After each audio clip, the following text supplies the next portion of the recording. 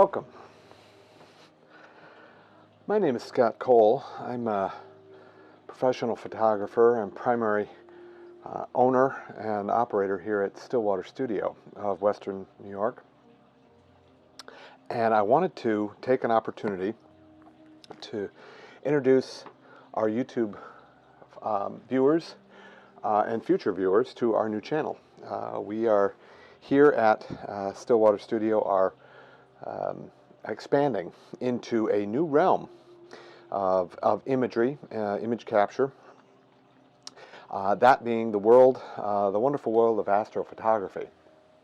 To that end, I wanted to create this channel to help others that are interested in this hobby to look at it from the viewpoint of an individual who is obviously in the realm of imagery and digital imaging and such, but it's important to note that I have very little experience in years past to this kind of image capture. So this is, for all intent and purpose, is relatively new to me as well. And I wanted to create an environment that would encourage people to explore for themselves this wonderful creation that we have, literally, simply by going outside and looking up. We have available to us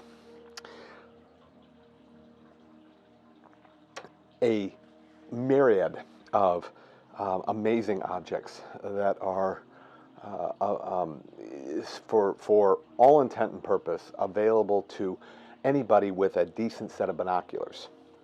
You know, a lot of times you can go outside and just take in the splendor of the Milky Way. In relatively dark skies, you can look up and just take in to account the vastness of the universe just by observing the gassy lanes of the Milky Way arm that is viewable, is visible from our terrestrial home here on Earth. So I wanted to, in starting this journey into discovery, this journey of imagery and uncovering the mysteries of what it takes to be able to take images of the heavens.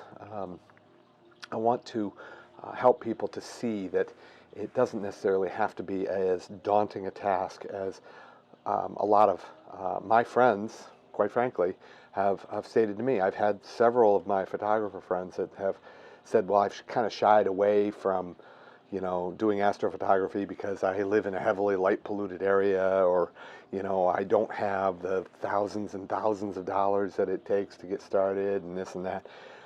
There are all kinds of misconceptions as to what it takes to get into this hobby. Now, that being said, do not get me wrong. The rabbit hole that is equipment in this field is deep.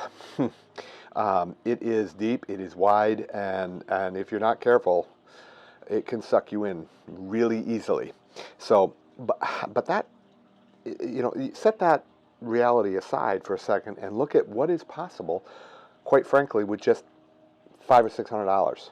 You know, you can get a decent rig that will allow you to start observing, you know, relatively cheaply. You know, certainly for under $1,000. And if you already own a DSLR, like, you know, what you see here on my left, you can get rigs that will allow you to utilize the power of your DSLR, your current lens setups, you know, and build rigs like that. I knew that I wanted to do wide field work, you know, like what you see here. But I also knew that that was not going to satisfy my goal. As a photographer, I'm always looking for things to challenge and stretch my current knowledge base, my current skill set. This has definitely done that. It has provided a tremendous challenge to my knowledge base, and understanding that you know, the kinds of work that I'm used to doing as a landscape photographer, a portrait photographer, a commercial photographer, I had no idea how vastly different the world of astrophotography is. And that being said, there are also aspects to it that are very familiar. So the learning process provided the challenge I was looking for. So ultimately, the universe is vast. It is beautiful. It is ours to explore. It is available to us. The simple fact, the simple reality of our position in the galaxy, you know, as to where we are in the Sagittarius arm, you know, of the galaxy, and the habitable zone that we find ourselves in, and the area that our solar system is plucked right smack dab in the middle of, is relatively unobscured, and it gives us a view of the heavens, of the universe, that is really unparalleled. It's like we were deliberately placed here to discover the universe. You know, that we could have very easily wound up in an area of the arm where it was obscured by gases, but we're not. You know, we're in an area that's relatively clear, and it gives us a beautiful view of the heavens and of the creation. And for that, I am myself personally very grateful. Every time I look up in those heavens, I'm amazed at what I see. And as I apply technology, you know, to this process, and I try to get deeper into the sky, and I look at objects that are way beyond the visual spectrum, I am just absolutely blown away. So we'll be exploring this world in several different aspects, not the least of which is the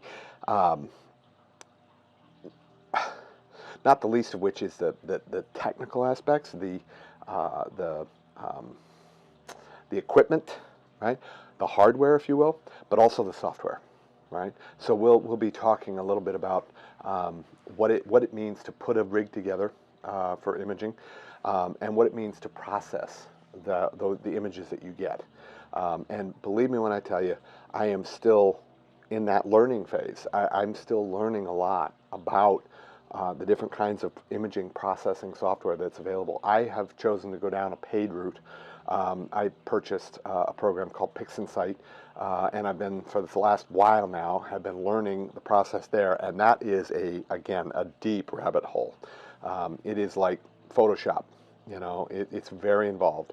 But that shouldn't dissuade you, because there are alternatives to stuff like that. There are other processes, and if you're one that likes a challenge like me, PixInsight is a great place to start. And there's lots of resources on the internet to help with that, and we'll get into that a little bit more. But so, you know, I'm hoping to inspire people that have never done this kind of work before, but I'm also hoping to pull together our brothers and sisters that are that are in the realm, that are in the field already, to kind of build a consortium of like-minded, you know, people that have the similar kind of heart, you know, for this kind of, and the passion for this work. So, well, you know, the post-processing, of course, we use Adobe, the Adobe suite. You know, Stillwater Studio, we've used Adobe for years. PixInsight, Topaz Labs, you know, Starry Night Stacker for doing, you know, terrestrial work, and Astro landscape work and stuff like that, and others. Relying on the skills, and I got to give a shout out to my lovely wife. My wife has been patient with me, and I'm sure that she looks around at all this craziness that I've got going on here, and she's probably wondering if I've lost my mind. But I also see her, you know, as she starts to see what is possible with these rigs, and seeing her face light up when she sees things that are 12 million light years from here. all of a sudden show up in live view on a screen. And so I think I'm starting to win her over on that.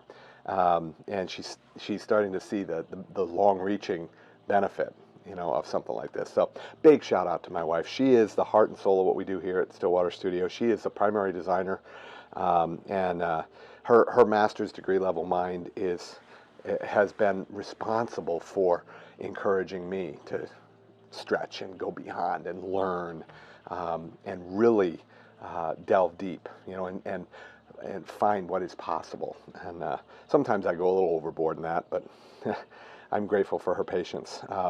She is, of course, a wizard with the Adobe Suite software, and she has a command understanding of that is I'm grateful for. Let's put it that way.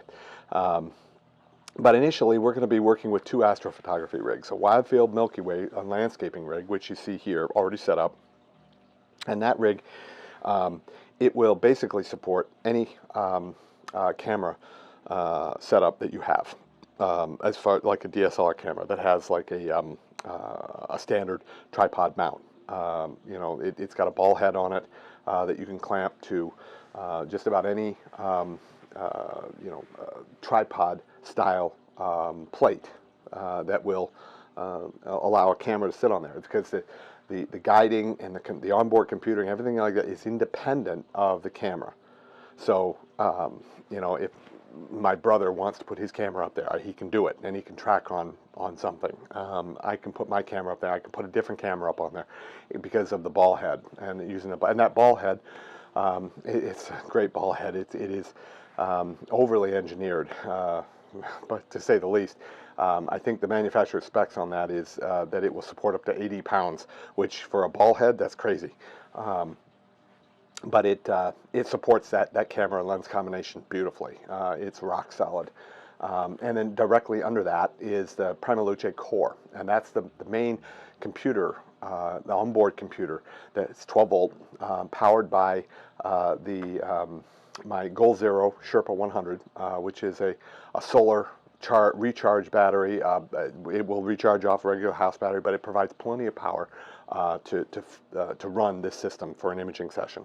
The Luce has a suite of software built into it, including PhD2, which runs through the guide camera that is bolted to the side of the unit. And there's an Orion 60mm guide camera with a ZWO 290 Mini for the camera itself. And that is what allows you to lock onto a star, and with the Alt-Az go-to mount, and that's a Skywatcher EQM35. It's a go-to mount. It will send pulses to that mount, and it will stay locked on that star. So you can keep your sensor open, you can keep your shutter open on your camera for minutes at a time instead of limiting it to 20 seconds, 25 seconds, 30 seconds, because after about that long, you're starting to star trail. So you don't have those pinpoint stars. So you need some kind of tracking software, something that will control both the guide scope and the mount, right? And then the camera is separate. Now, you can also use a dedicated refractor telescope, an astronomical or a cooled camera, an Astro camera on a rig like that. It's built for functionality in a broad spectrum of appliances in applications. So that's our wide field setup. The DSLR, the Nikon 850. I've got a myriad of lenses for it, not just the 300mm. That is a dedicated 300mm f2.8 prime. But I also have a 14 to 28, a 17 to 35, both 2.8s, a Sigma Art 85mm 1.4, and other lenses that will provide fantastic, image gathering capabilities for doing landscape and some deep sky, broader, bigger targets. The 300mm is fabulous for that. So that's our first unit. The deep sky rig, on the other hand, is the Celestron C14. And the C14 is an entirely different animal. It's similar in form and function to the smaller rig here, but it is designed for deep sky imaging. But it also has the unique capability of running in two configurations, both a wide field from the front of the telescope and a tighter, narrow field, much longer focal length from the back of the scope. And that's what's really neat about the new Celestron Edge HDs, be them the 8, I think they have an 8, I think they still have a 9.25, I know they've got an 11, and they've got a 14. And all of those have their removable front element, the secondary element, the mirror, secondary mirror. And you can thread onto that a device from Starzona called the Hyperstar. And that allows you to then take your cooled camera or your DSLR or whatever you want to use and fit it to the front of the telescope. Now, and you might be saying, well, why would you want to do that? The big reason that you want to do that is that you take the secondary mirror out of the loop. And the reason that you do that, first of all, it dramatically reduces the focal length of the telescope.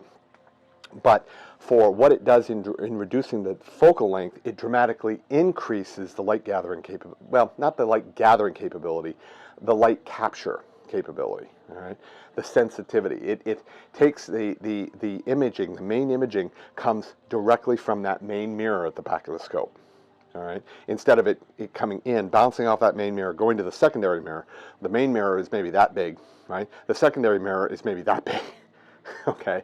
And it cuts that down. When you do that, it increases the focal length, so you have more reach, but it takes the sensitivity way down. So it goes from that down to an F11 native, and then if you put like a reducer, you can bring that F11 down, right? But when you're running the main imaging camera like that, the main imaging mirror like that up into a camera from the front of the scope, it takes it down to f1.9, which turns this thing into just a crazy light bucket. And it dramatically reduces the amount of time that you have to leave your shutter open. So what would normally take at f7, 7 or 8 minutes of exposure time, you can take it down to 30, 40 seconds. That's unreal.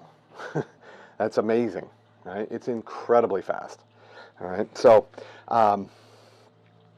I'm also, from there, I take it from the Hyperstar to, the Hyperstar has a built-in filter drawer.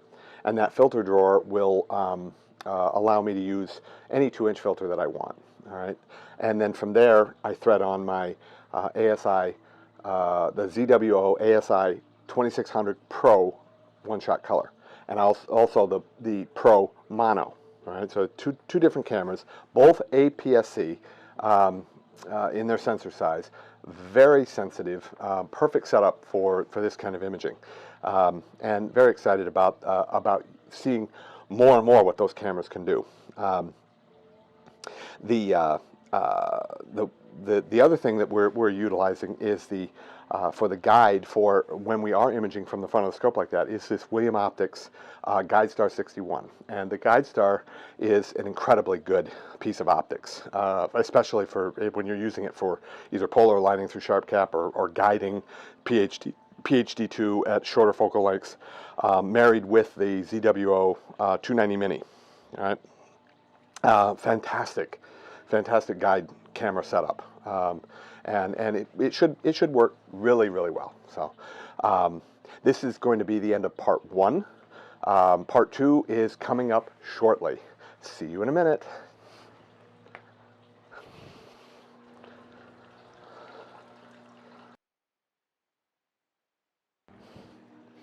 Okay, part 2. Thank you for sticking around.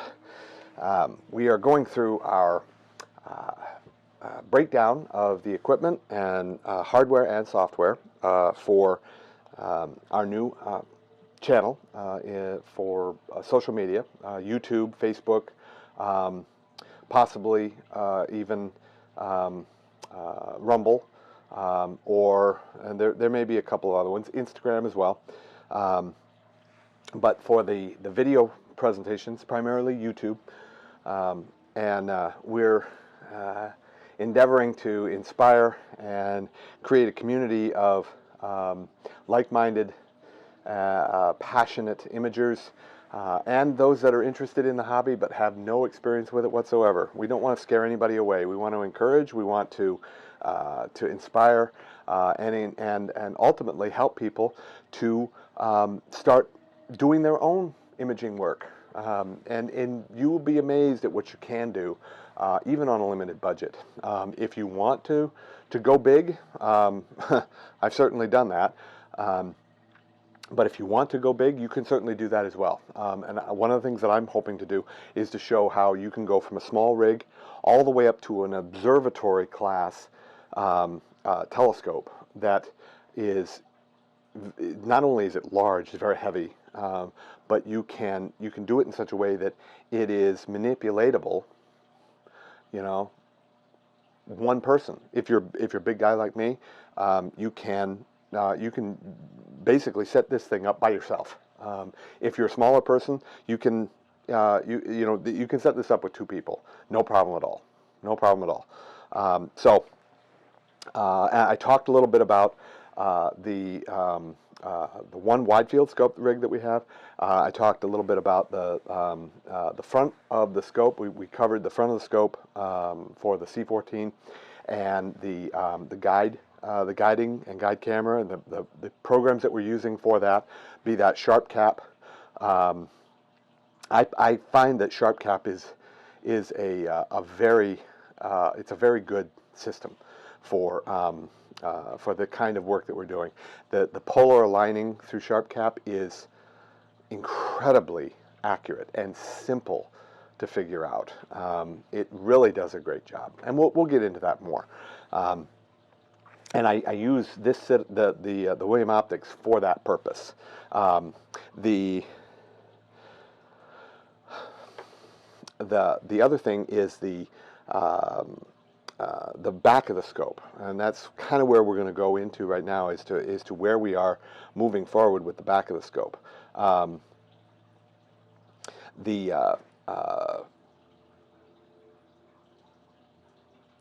The configuration that we find at the back of the scope is at a much longer focal length than coming off the front of the scope. The scope at the front is 715 millimeter focal length at aperture of 356 millimeter. It's that wide. It's huge, right? But it has a very short focal length for that aperture, so it's only using that one primary mirror, so it's very, very fast. So your exposure times are much lower exposure times, which means that you can capture more data faster, and that's very appealing, especially on some of your larger targets. So as far as the back of the scope is concerned, the image train starts from the back of the scope where it's threaded onto the very back plate. I have the Celestron 0.7 focal reducer there. That takes the focal range of the telescope from 3,910 millimeters, that's just insane. Right? It just has a tremendous amount of reach. Down to 2737. But the big thing that it does is it takes it from f11 down to f7. And that is dramatically reducing the amount of time that you're leaving your shutter open as well. I found that 3,000 plus millimeters, almost 4,000 millimeters of focal range, focal reach, the focal range on that is unless you're doing planetary work. Now, for planetary work, I can see that, focusing in on, because you want to be as close as you can get to Jupiter and to Saturn and so on and so forth. You want to have that. But if you're shooting galaxies, you're shooting, nebula, distant nebula and such, 2,700 millimeters is a ton. I mean, that's just a ton. So, I definitely, I can see the advantages of going from f11 to f7 far outweighing, any reduction that we lose in focal length. I'll give up, aperture for focal length any day. That being said, attached to the focal reducer, we have our T-adapter. And the T-adapter basically is necessary to achieve our back focus, to get to the point where we have the proper back focus to the plane of the sensor of the camera. All right, and that's a topic for another video. But this particular scope has a back focus that you need to achieve to get there. That T-adapter is an essential part of that in that train. All right, and then from the T-adapter you go down to the off-axis guider. And the off-axis guider is really necessary in what we're doing here. At a focal length of 2737 millimeter, we are not going to be able to guide efficiently as well, not even close to as well, even with a good quality setup like this. All right, we need to have the ability to guide through the actual OTA, the main imaging OTA. And we do that with a device called an off-axis guider, which basically is it's in line through the image train, and as the image comes back through the image train, there's a little tiny prism in this thing that grabs a little bit of that light and sends it up to a camera. And it allows you then to focus on a star that's coming through that main imaging, and then you can then track on that star, and it's a much more accurate way to achieve accurate tracking, especially at those focal lengths. All right, so from the off-axis guider, we go up to the imaging camera, the guide camera, which is the ZWO 174 Mini. From the off-axis guider, we go back to the filter drawer, and the filter, again, that's another 2-inch filter drawer, allowing me to use whatever filters I want. That then will take me to the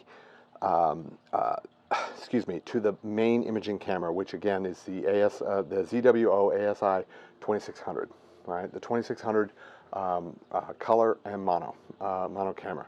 And what we're going to be doing there, with the reason for the two different cameras, is that the color camera will do obviously what it says. It will capture all of our color data, right? And color data doesn't need to be nearly as sharp and detailed as like luminance data does. So we'll use the one camera to capture color data, and we'll be able to split that color data into its different channels, and that's where we use filters along with the filter that's built right into the camera. So we can take the red, green, blue, which are the primary colors, right, and split them into individual channels in software and pull that color data out, process it, reassemble it back together, and then use that as an overlay on top of our luminance layer, which we will capture with the monochrome camera.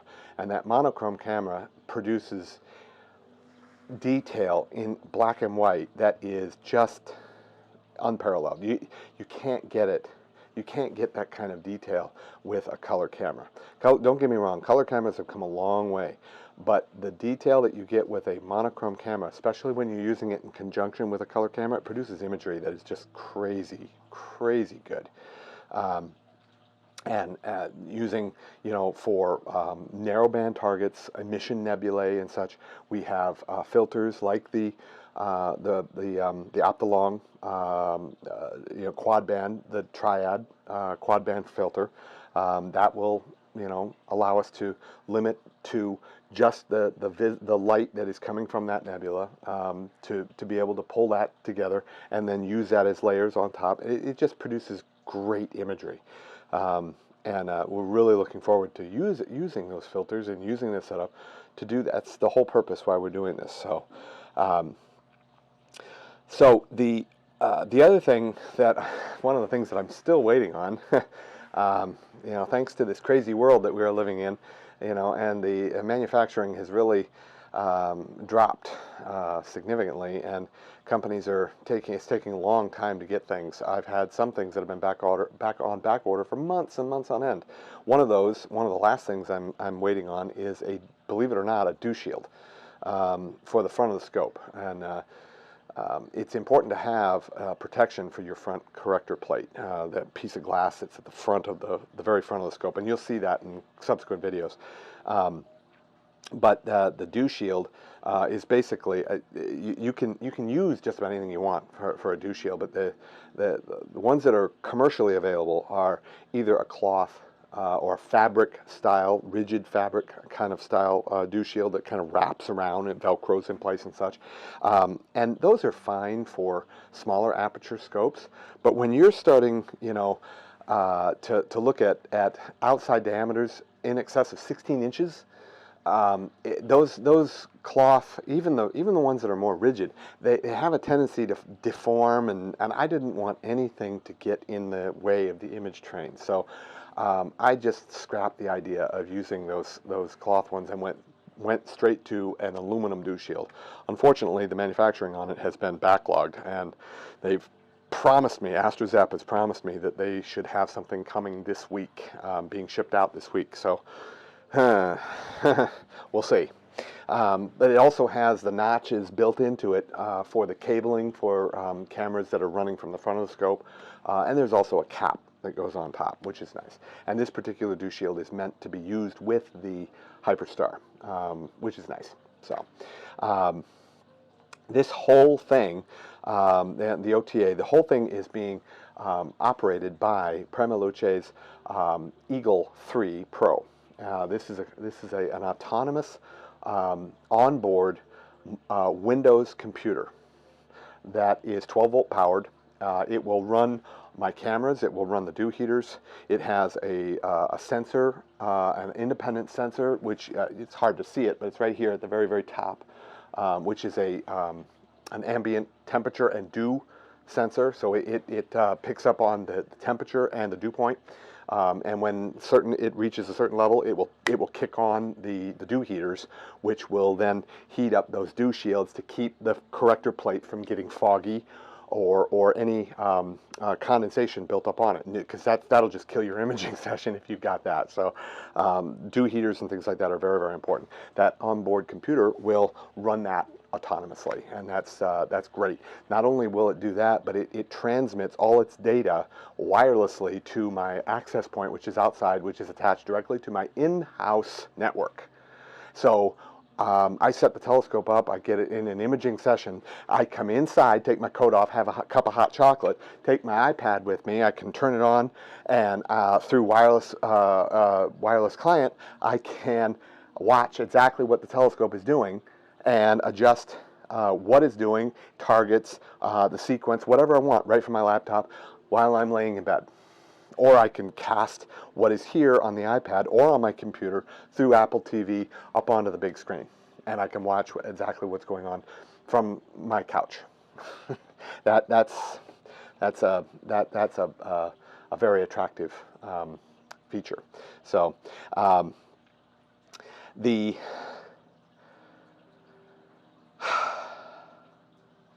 okay, so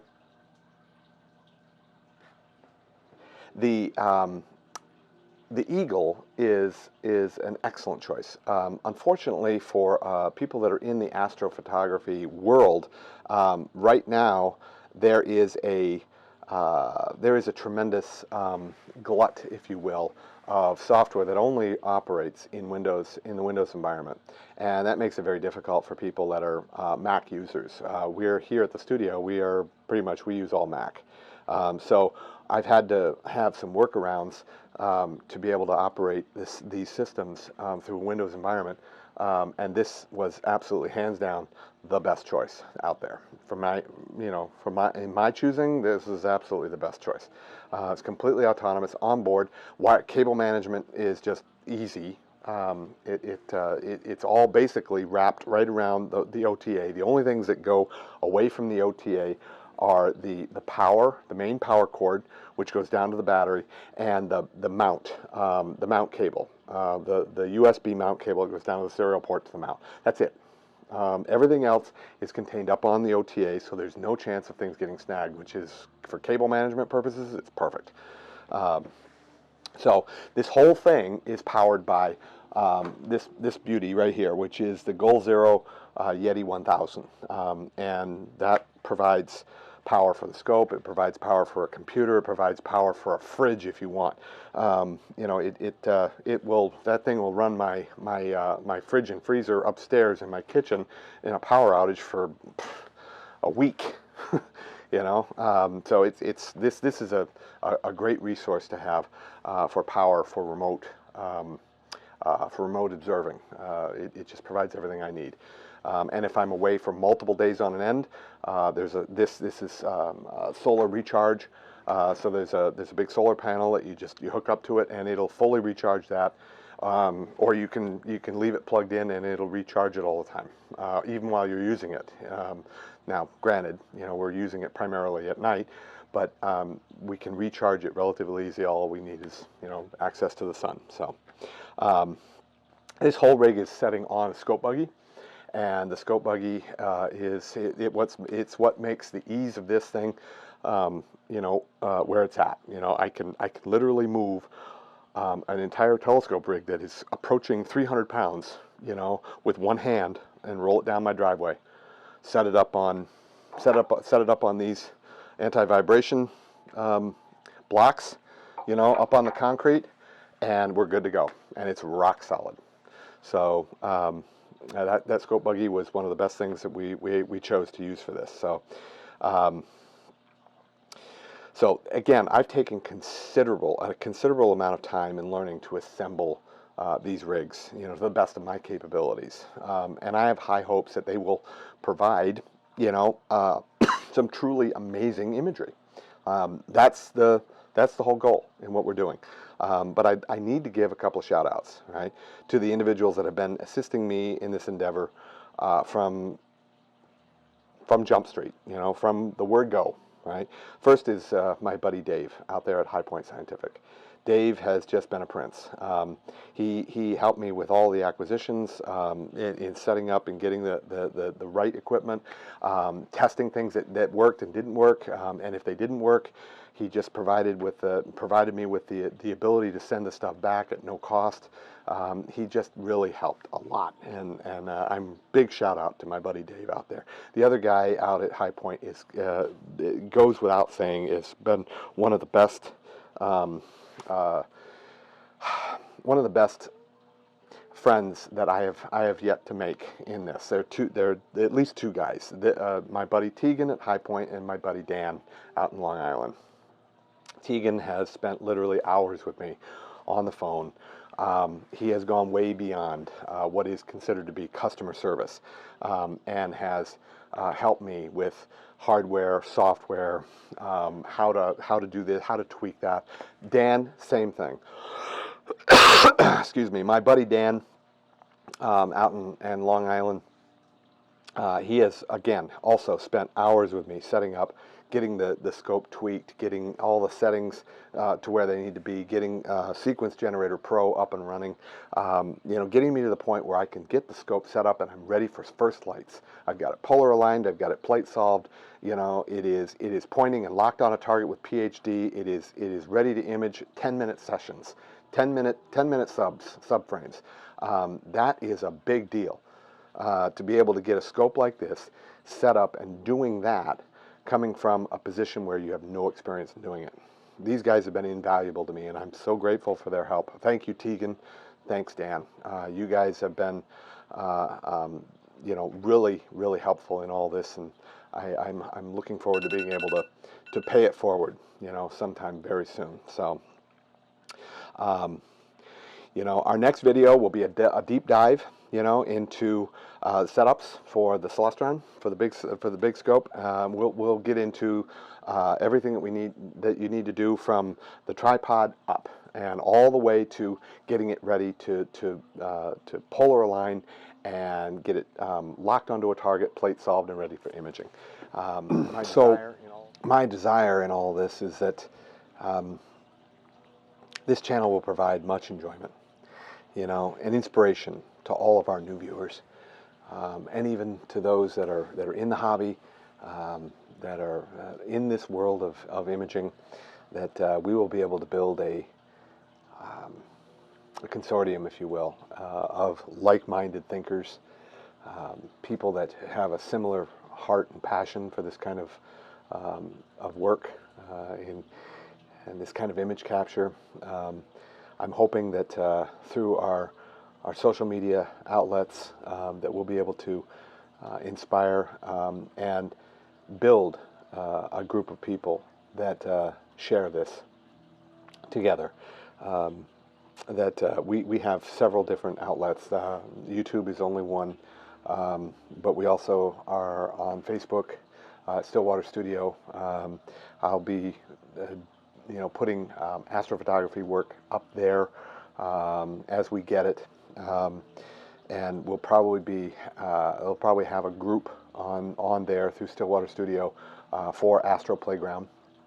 There'll be images up on Instagram, but there's also a channel through Discord, and Discord is a wonderful resource for and within the education realm of our society. Also, a lot of gamers use it, for communication and chat. But Discord is a wonderful place to go in and to ask your questions and get answers to. I'll have in fact, I already have a channel set up there for Astro Playground on Discord. And we'll provide the necessary links to be able to get there. If you're interested in being a part of the Discord channel, send me a private message or just request it in the comments below, and we'll try to connect and get you invited over to the Discord channel. But it's my deepest desire is to encourage people to realize the grandeur of what we live in. Our universe is an amazing place, and my whole goal in all of this is to show people, that it's possible to do this kind of work, even if you have limited resources, limited capabilities. You can start with the basic stuff and increase your knowledge base. Will help you to get started. We'll learn together, put you in touch with other astrophotographers, people that are further down the road than I am, and those that I respect and look to when I have questions. So that being said, it's I want to leave you with the impression that we had for our very first image that we got with the setup on the scope. And this happened a couple of, well, it was about a week ago, maybe 10 days ago. We got a night where it was clear for a short period of time, a couple of hours before it clouded over. And I got the scope out, got it set it up, and got it polar aligned, and we got it locked onto a target, a distant target, M81, which is in the Bodes Nebula. And Bodes is an amazingly beautiful galaxy. It lies at about just shy of 12 million light years from here. It is it is just an absolutely beautiful object, and it was one that is directly almost due north of our position here. So you got Polaris out here at about 43 degrees, and Bodes is just to the west of it, just a few arc minutes to the west of it, and so we got locked onto Bodes, and I got the guiding up and going. We got the guiding locked on, and it was guiding perfectly. 0.5, 0.6. I know that probably doesn't mean anything to some of you. So to others, it means a lot. They know exactly what I'm talking about. The total error was at 0.5, 0.6, fluctuating between 0.5 and 0.6. Just amazingly good guiding, and I started with just the live, and then I took a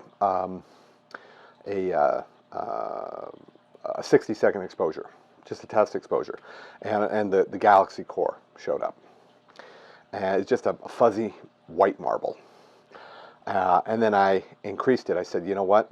This is obviously, you know, very faint. Let's just go ahead and go full bore. And I think I did an 8-minute exposure on it, test exposure, and it pulled up, and I clicked the auto stretch, and the galaxy, one exposure, one 8-minute exposure. You normally you have hundreds of these that you stack together.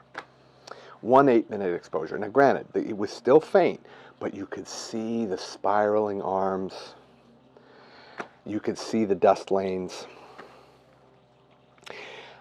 When that image popped up on the screen, I can't begin to tell you that feeling when you see something like that for the first time with a setup that you built that is sitting in your driveway and it's looking up into the skies that are directly over your house. It's hard to put into words what that felt like. I won't say that it was the same kind of feeling as when my children were born, but it was right below it. You know,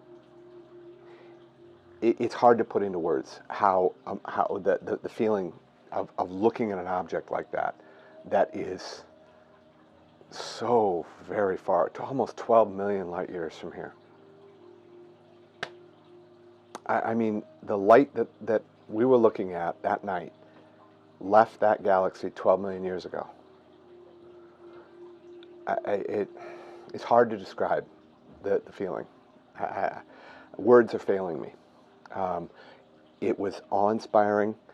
It definitely fired my imagination. And if it did nothing else, it encouraged me to take that next step and to boldly, you know, step into that next realm. And it inspired me to go even further.